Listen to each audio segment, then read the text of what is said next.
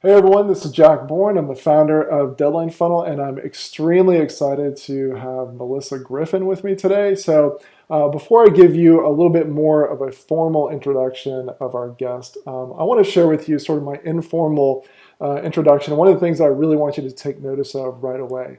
Melyssa is someone who really excels at growing a huge community, growing a tribe and connecting with that tribe on a really deep level, developing the type of authority, but also the know, like, and trust of that tribe that I truly haven't seen anywhere else. And just so you know why I say this, so I noticed that Melyssa was using Deadline Funnel. And so I reached out to her, and after we were able to make contact, we arranged a time where she would do a webinar and share this tool that she uses, Deadline Funnel, with her audience. And I had what I thought to be the maximum amount of registration seats on my webinar, but I soon realized that I needed to get a whole lot more because her audience just completely blew through that amount. And I really, one of the things that I kicked myself in 2017 is not having figured out, not having called GoToWebinar ahead of time and asking for it an even higher limit. And it was one of our most successful webinars in 2017. And I can just tell that her audience really looks to her for advice and trust everything that she says. And so that's really important. Anyone who's selling an online course or really selling anything online, you can't have too much authority, and you can't have too much of a relationship with your audience.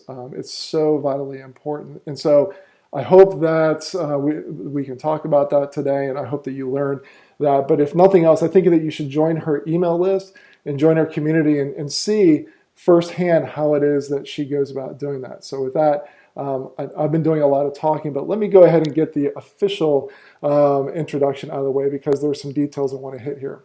So Melyssa is a former school teacher who grew her website into a multi-million-dollar company within 4 years. She teaches entrepreneurs how to start and grow their own businesses to create a life of freedom. Entrepreneur Magazine calls her a Pinterest superstar, and Huffington Post named her a top blogger for non-techie creatives. Melyssa also hosts the top-rated Pursuit with Purpose podcast that you definitely should check out, which covers topics like meditation, relationships, and mindset in order to help her community reach their full potential in all areas of their lives. And past guests include Deepak Chopra, Lewis Howes, and Susie Moore, who I just interviewed yesterday, who's also a Deadline Funnel client. So, Melyssa, great to have you here.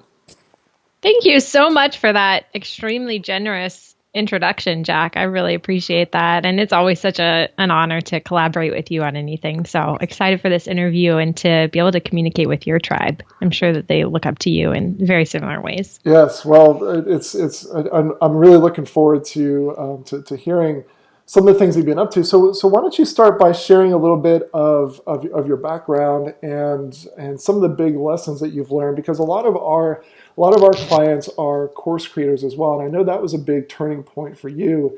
You started as a school teacher, and when you launched the Nectar Collective, I think from my research, you started a web design business at the same time. But at some point, you decided that you wanted to launch your own course, and that really, I think, was a big turning point for you. So what are some of the big takeaways that you learned from that point? Yeah, so for just a little background, pretty much exactly what you said. I started my website as just a blog. It was supposed to be for fun. Never even knew that this online business world existed in this way. And then started a graphic design studio after a few months of realizing, like, wow, I could turn this into a business, and had that for a couple of years. And then realized that I wanted to basically affect more people rather than working one-on-one and have more time freedom away from my business. So I put out my first course thinking maybe I'll get a handful of people to sign up for it. And in that first month, got about 150 sales, which made around $25,000. And that was like light bulb moment. Wow, I could switch my business model from working one-on-one with clients to creating courses that stand alone and can be sold over and over again, pre-recorded courses that people can just go to my website and buy. And I can, affect more people in my community at a lower price point than working one-on-one, make it more accessible, and B, have this business where I could easily scale it to more and more income without having to work with hundreds of clients. So since that point, I think I've worked with around 6 or 7,000 students in my courses, and it's just completely changed how I run my business. So that is a big takeaway for me, just finding a business model that allows you to reach the masses, I guess you can say, and take less time away from you. Because if you're constantly working with clients and trading your time for money, then there's always going to be a ceiling to what you can earn, because there's only so much you can charge per hour or per package. And once you hit that limit, it's like, well, there's no real other place for you to go. And then it can become kind of overwhelming. So I think that regardless of what you sell, everyone should have some kind of scalable product inside of your business. You could still do one-on-one, you could do coaching, just services, graphic design, whatever, but have something that's scalable that you can use in that way. So from where you are now, when you look back to your growth, and if you were able to go back to a younger Melissa and share some of the insights that you've learned over the years, what would be some of the big lessons that you learned that you wish you knew back then? I mean, not even to like get on your good side or anything, but definitely automated funnels and deadline funnel were a huge turning point, because we went to courses after doing my graphic design business. I shut that down and then I moved on to doing courses. And I started by doing course launches, and that was great. That's how I made that first $25,000. And it was working really well. But then after the launch was over and I didn't have anything to really promote anymore, the next month I didn't make that much money. I was like, oh, what's happening? How am I going to keep making sales of these products on a month-to-month basis? Is it just going to be this one-time thing, or do I have to do a big launch? And it took me a few months to figure this out, but I eventually created my first evergreen sales funnel, which was an evergreen webinar. And we incorporated deadline funnel to basically create authentic deadlines for people who were going through this funnel, so that they only had a couple of days to purchase in order to get some extra bonuses. And that was another huge turning point, because it started to show me like I could make money on a consistent monthly and daily basis of my products without having to launch anything, because launching is very stressful, tiring, and your audience gets tired if you do it all the time too. They're like, okay, we're kind of done with having you keep selling stuff to us. Yeah. So by having these automated funnels, I get to teach stuff to people, because my webinars are filled with free information. They actually have really generous steps involved in them. And then B, I'm able to make money from my courses on a regular daily basis without having to do very much work. It's just kind of like responding to some customer service emails, and that's basically it. There's not a whole lot else that goes into it. So it's very hands-off in that way. And that allows me to focus on other things like creating new courses, new funnels, speaking, having a mastermind, doing all these different things. So that is definitely something that I would have gotten started with earlier had I known that that was even an option. And then something else that I would say is just like keeping my eyes on my own paper and not being so worried about what other people were doing, especially in those early days when I was getting started. I felt like everything was kind of like, okay, this is my idea, but are other people doing it? Like, are people going to like it? Like, is this something that people do? Maybe I should be more like them, or I should have their voice in my emails, or I should create products that are more like this. And what I found is that if I followed that path of doing what everyone else was doing, then it made me just kind of like blend in and be this generic copy of everybody else. And where I really started to grow and shine in my business is when I started to embrace my own voice more and embrace what I can bring to the table for my audience, and maybe not following the exact mold that other people do, but being okay with that. Right. And it ended up being a lot more fun and profitable too. Was there anything that you did that helped you find your own voice to go? Because I think I think everyone starts by emulating. You see people being successful, and that's honestly a shortcut to success. Why reinvent the wheel? But at some point you need to say, I want to be my own variation of this entrepreneur. Was there anything that you can share that was helpful in you finding that voice? Yeah, so I What I would say is give yourself a deadline of when you are able to consume other people's work. Maybe it's signing up for their email list, reading their emails. What do they say? Looking at how they market their courses or looking at their sales pages, researching their Instagrams, and really have like maybe a couple weeks where you research what other people are doing, not to copy them, but to get ideas of what you could be doing for your business, kind of pulling little pieces from everybody. But give yourself a deadline. Like after that, I'm done and I'm not going to be doing this research anymore. And maybe you do that every 6 months or every year or something, but it's in this like confined box so that you're not on a Monday morning when you have so many things for you to do, opening up someone's email and thinking like, shoot, maybe I should rewrite my entire email now because this one is really good that this other person wrote. And you're really just staying in your own lane of what you want to do.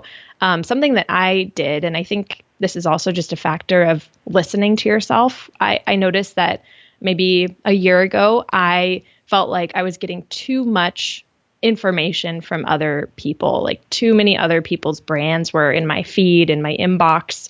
And it was starting to fog up my own mind and make it difficult for me to remember what my voice sounded like. I remember having this moment of thinking like, how does Melyssa write? Like, what does Melyssa say? I don't even know anymore because I'm so infiltrated with all this other information from other people's brands. So I went on my social media and through my inbox and unfollowed everybody. I was following 0 people on all my social media accounts, even my Facebook profile, my personal account. I was like, I'm just going to go through and unfriend anybody I haven't talked to in the past year and just make it really clean, really simple, and where I'm not consuming any other people's information. My Facebook feed actually said like, no news to show. There's nothing we could show in your feed. I was like, oh my gosh, I've never seen that in my life. Yeah. And that period of time was really helpful for me. I spent a few months just being completely solo, not following anyone's work, because it allowed me to get back in touch with who I am and what my voice sounds like and what I want to bring to my audience. And then I could selectively refollow people later on when I felt confident in what I brought and what my voice was.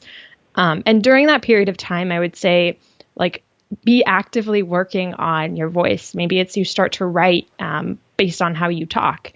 So you write out I usually write out my emails and captions and stuff based on how I would actually explain that topic to a friend so that it's not this robotic corporate sounding thing. It's like, this is how I talk and this is who I am. And I'm conveying that here in my email to you. So spend that time away from everyone else, actively working on your voice and what you sound like and what you bring.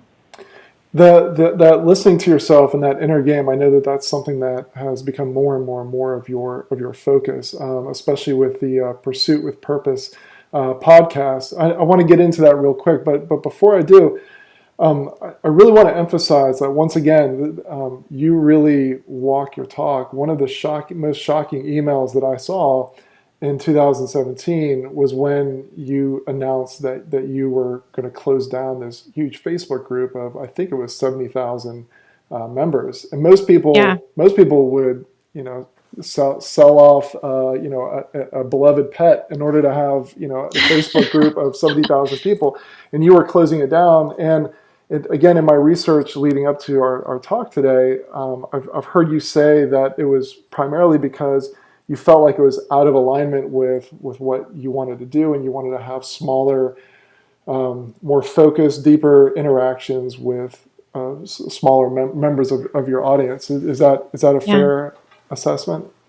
Yeah, absolutely. People bring that up, and for me, it was like I had grown this thing to 70,000 people, and there were so many people leaving comments and threads, and it was a very active group. But as I scrolled through it, it just didn't feel like people were actually connecting. Felt like they'd pop in, ask a question, then bounce, and there wasn't real interaction happening. And in that space with my brand, I started wanting to venture more into facilitating deeper relationships with people. And I felt like I'd grown this big community of people who weren't really talking to each other. They were just kind of like posting in the group. And I didn't feel like I was facilitating a community that was in alignment with that deeper vision that I had.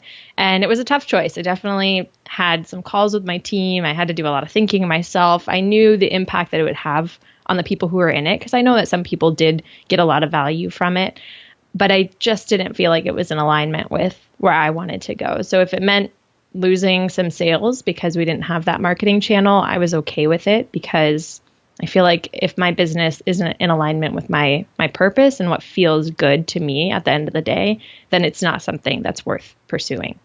So let's talk about your Pursuit with Purpose podcast. Why don't you first talk about how you wanted it to be different than other podcasts out there, and why you felt the need to start it.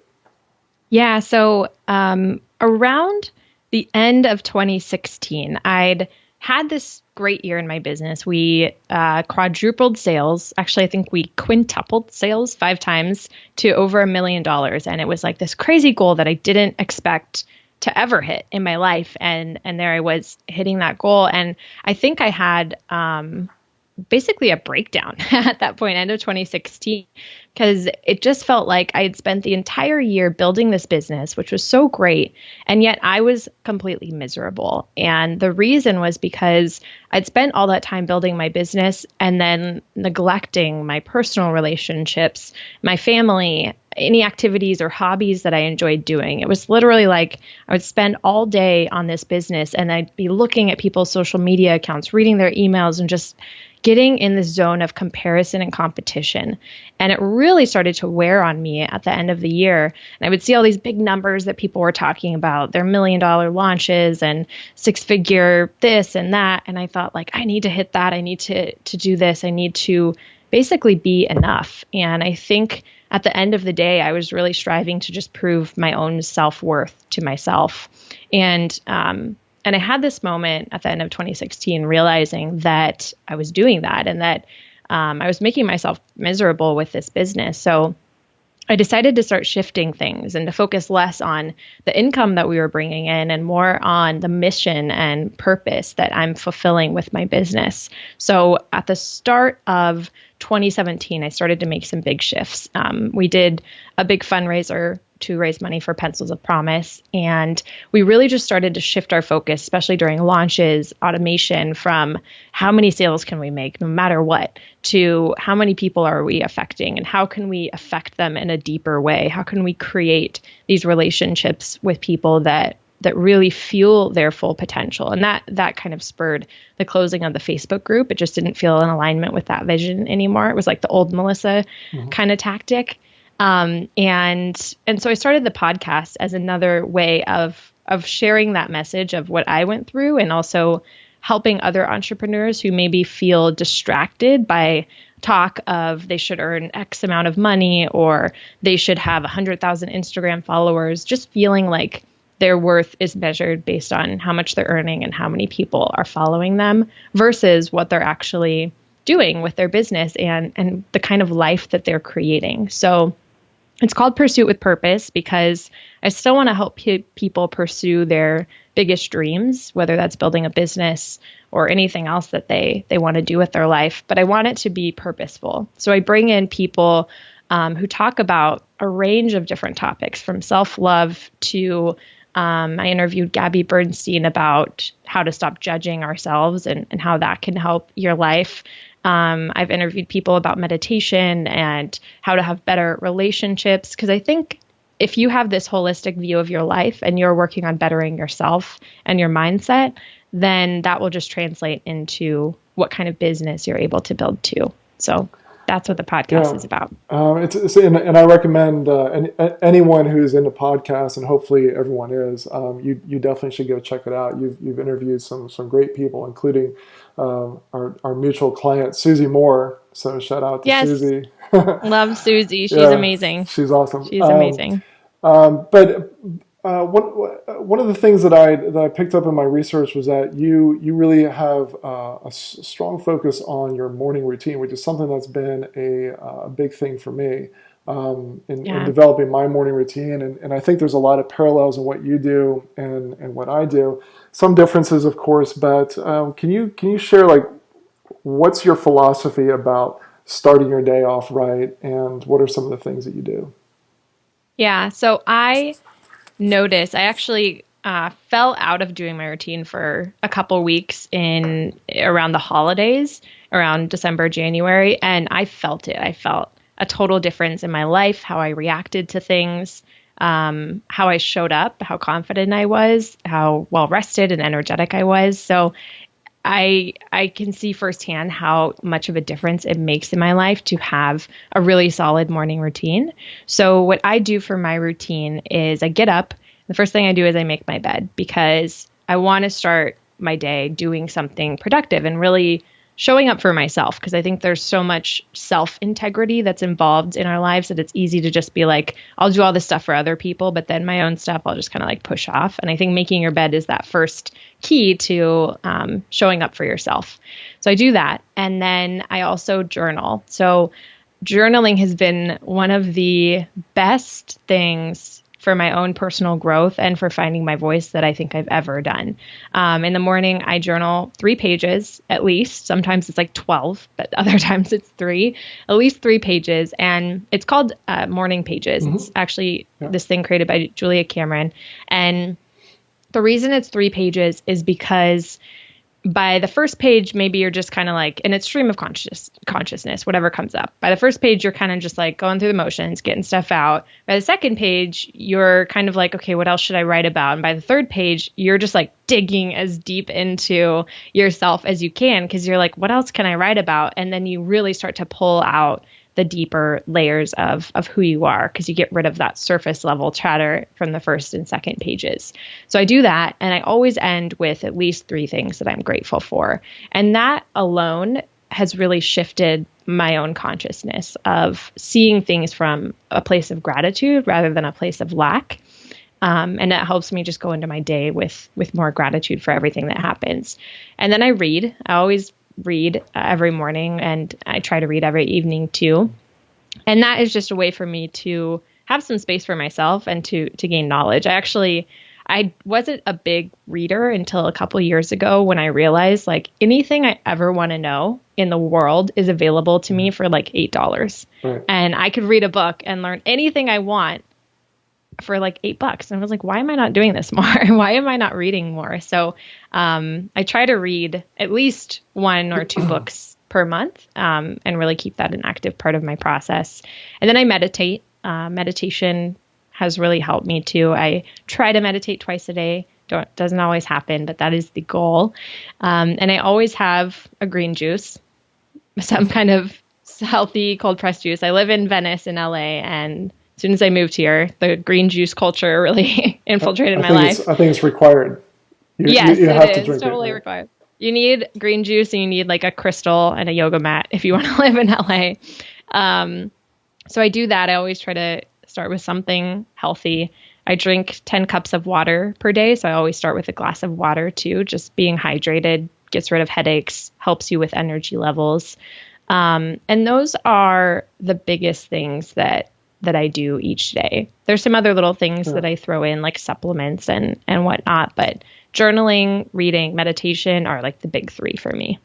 So what's part of yours? Yeah. So in my morning, so I have kids I need to get to school. So my oldest daughter went from grade school to junior high, and so now she gets up an hour earlier. So now I have to get up an hour earlier so I can get this stuff in. So I wake up at 4:30. Wow. Well, but I have to. What time do you go to sleep to wake up that early? 9 usually. Nice. So I get up at 4:30. By 4:45, 5 o'clock, I'm doing about 15 minutes of meditation, and then I journal. I had done the morning pages for some time, but now I'm not doing that as much. But now mine is I have a structured process that just works for me, and part of it is writing down things that I'm grateful for. But looking over my day and kind of time blocking, like what's going on today, and then also focusing on the one thing, like no matter what emergencies come up, no matter what craziness happens, what's the one thing I want to knock out today that's going to move my business forward. And so that's kind of the structure of my morning. And then sometimes instead of taking the kids to school, it's going to work out. So it's a big chunk of time in the morning that's dedicated to just getting things started. But I feel like it really helps power the whole rest of my day. So that's Right. really helpful. Um, Right. I yeah, feel like people, like as entrepreneurs, I think our instinct is just get the work done, just start working when you wake right. up.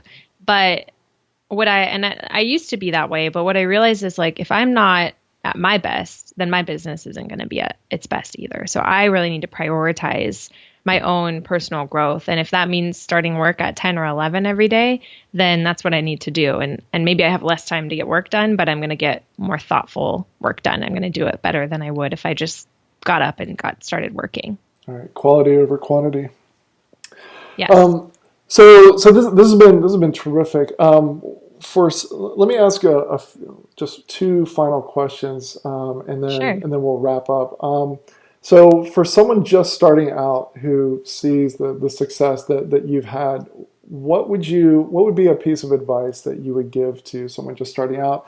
Maybe they're in the middle of creating their online course, or they have an idea, they've got inspiration, but they're not sure if they should make the leap. Someone just starting out, what sort of advice would you give them? The advice I want to give is something that I already said, so I won't go too much into detail, but it's just about keeping your eyes on your own paper and really trying to block out the other voices out there for the time being and letting your own voice come out and shine and not feeling like you need to match up to anybody else because you're doing your own thing and that's beautiful. So really just doing your stuff and believing in your unique qualities. Um, Other than that, I would say like get started with as little as possible. You don't need to hire a video team. You don't need to have beautifully recorded videos or a perfect email sequence. Like if you've got an idea, then you can start pre-selling that idea before you even create the course. That's what I did for I think all of my courses when I first launched them. I sold them before I created the content. I had obviously an idea of an outline and what I wanted to talk about in each video and module, but it wasn't created yet. I just had this idea, did some research based on a survey that I sent to my audience, which is another great thing that you might want to do. Found the thing that they needed help with most, which at the time was getting more traffic to their site.